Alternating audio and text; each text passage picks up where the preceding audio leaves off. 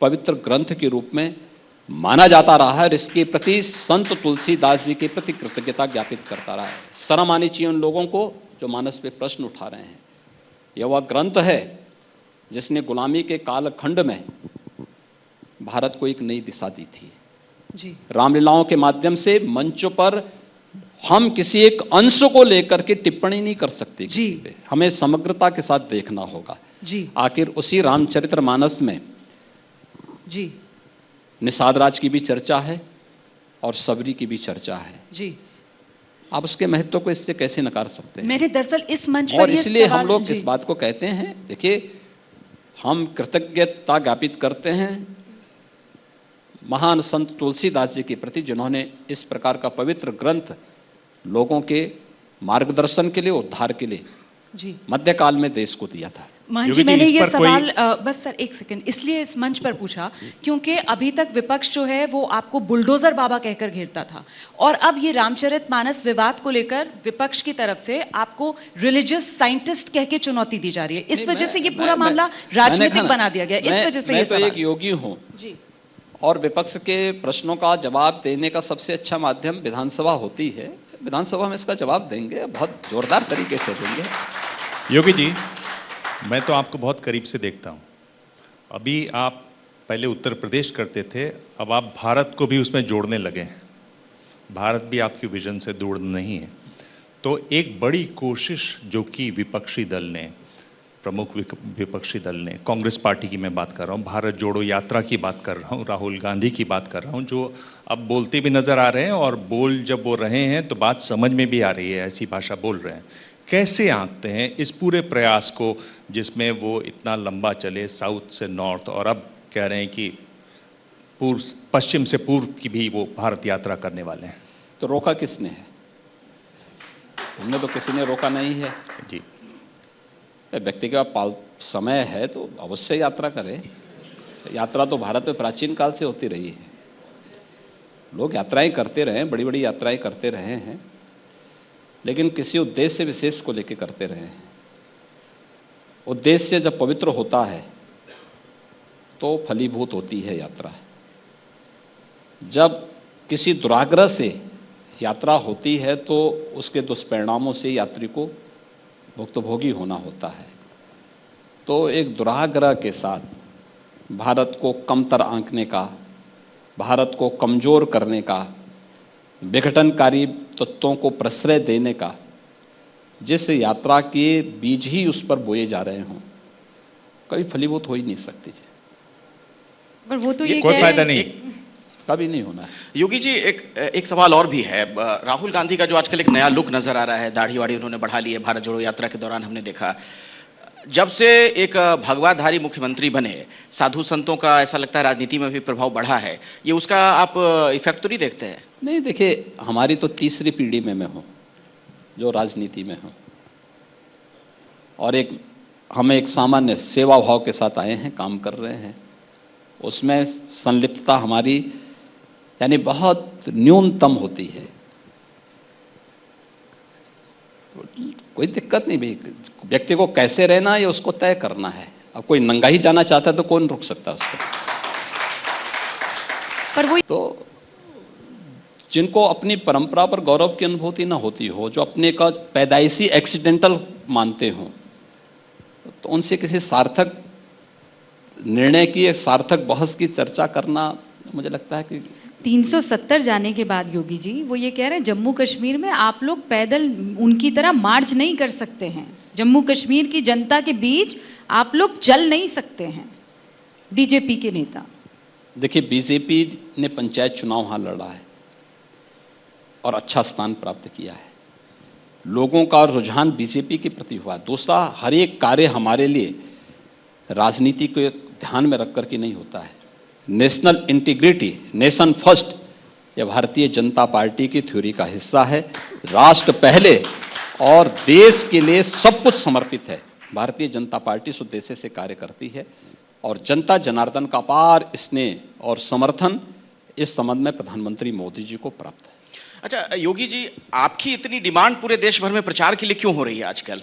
जहां भी चुनाव हो रहा है आपको जरूर बुलाया जाता है, हर जगह आपको। नहीं, मैं तो एक कार्यकर्ता के रूप में जाता हूं, और मैं ही नहीं जाता हूं, भारतीय जनता पार्टी के सभी नेता जाते हैं। हमारे केंद्र सब प्रधानमंत्री जी के बाद सभी केंद्रीय मंत्री जाते हैं, सभी मुख्यमंत्री जाते हैं, उनमें मैं भी हूं। क्योंकि मैं भगवा कपड़ा पहनता हूं तो अलग से दिखाई देता हूं। हम लोग जहां पर बैठे हुए हैं जिस शहर में, उसके बारे में एक सवाल आपसे पूछना चाहता हूं। बड़ी चर्चा हो रही है, लखनऊ का नाम बदल रहे हैं क्या? देखिए, हम नाम बदलने के पहले पूर्व घोषणा नहीं करते हैं। लक्ष्मण जी की मूर्ति तो दिख गई हम लोगों को एयरपोर्ट पे ही। देखिए, जब करना होगा तो दमदार तरीके से ही करेंगे। लखनऊ अपने आप में एक ऐतिहासिक नाम है, और लखनऊ हमारे प्रदेश की राजधानी है। लखनऊ की पहचान पौराणिक भी है, ऐतिहासिक भी है। इसलिए लखनऊ अभी लखनऊ के रूप में जाना जा रहा है, लखनऊ ही रहेगा। एक सुझाव आ गया है, स्वामी प्रसाद मौर्य कह रहे हैं कि इसका नाम लखन पासी क्यों ना कर दिया जाए, लखनऊ के राजा लखन पासी की जो हाँ, पत्नी। क्यों नहीं भाई, लखन उनके नाम पासी पर। एक पराक्रमी राजा थे, और भी थे यहाँ पे बहुत सारे, बिजली पासी भी थे, अच्छे पराक्रमी राजा थे। लखनऊ की परंपरा ऐतिहासिक पृष्ठभूमि के साथ साथ बेगम हजरत महल 1857 की क्रांति की बहुत बड़ी वीरांगना थी, और उस समय उन्होंने ब्रिटिशर के खिलाफ आज़ादी की उस लड़ाई में प्रमुख भूमिका का निर्वहन किया था। लेकिन अगर हम उससे पहले भी जाएं तो लखनऊ की पहचान एक पौराणिक कालखंड से भी रही है। अवध प्रांत का ही भूभाग रहा है, उससे प्राचीन भी रही है। और मुझे लगता है कि लखनऊ देश का हृदय स्थल है, और लखनऊ लखनऊ के रूप में जाना जा रहा है, प्रदेश की राजधानी है, विकास कर रहा है। इसमें पिछले हम लोगों को बताती है कि लखनऊ राजधानी में हर एक का आगना हमारी तो उस परंपरा को और आगे बढ़ाता है, अतिथि देवो भव के इस भाव को आगे बढ़ाता है। योगी जी, आप एक बात तो फायदा हुआ लखनऊ का, योगी जी आप जो आए हैं, अब आप ज्यादा मुस्कुराते हैं, क्योंकि लखनऊ की लाइन है, मुस्कुराइए आप लखनऊ में। इसीलिए मैं हंसता हूं जिससे कोई भी आकर के हंस सके। कंटेजियस, हाँ, जिसे कहते हैं आप मुस्कुराएंगे सामने वाला। लेकिन बार बार ये कहा जा रहा है कि अभी भी आप यूपी को भले ही आगे ले जाने की बात कर रहे हैं, लेकिन जैसा रुमाना कह रही थी कि मुद्दे वही पुराने हैं।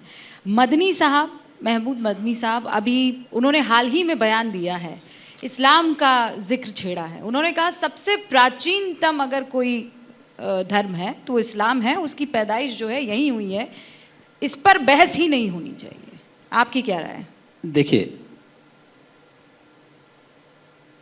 मदनी साहब जो है बुजुर्ग हैं, और काफी उम्रदराज हैं। बुजुर्ग होने के नाते मैं उनका सम्मान करता हूं, लेकिन जो उन्होंने पढ़ा है वही तो बोलेंगे। देखिए, कमी जो उनको पढ़ाया गया वही तो, इसी को स्वामी विवेकानंद जी ने कहा था कूप मंडूप। उन्होंने अपने एक ऐतिहासिक भाषण की शुरुआत यहां से की थी कि एक कुएं में एक बार एक बाहर का मेंढक आ गया है, कुएं में गिरा तो कुएं में जो मेंढक थे उसने कहा कि भाई तुम कहां से आए हो? उसने कहा साहब मैं समुद्र से आया हूं। तो कहा समुद्र कहां है? उन्होंने कहा बाहर बहुत बड़ा समुद्र है। कहा समुद्र क्या होता है? कहा था जल है वहां। कहा उसने एक कुएं के अंदर एक जगह से दूसरी जगह छलांग लगाया, कहा इतना इससे भी बड़ा है? कहा भी बहुत बड़ा है।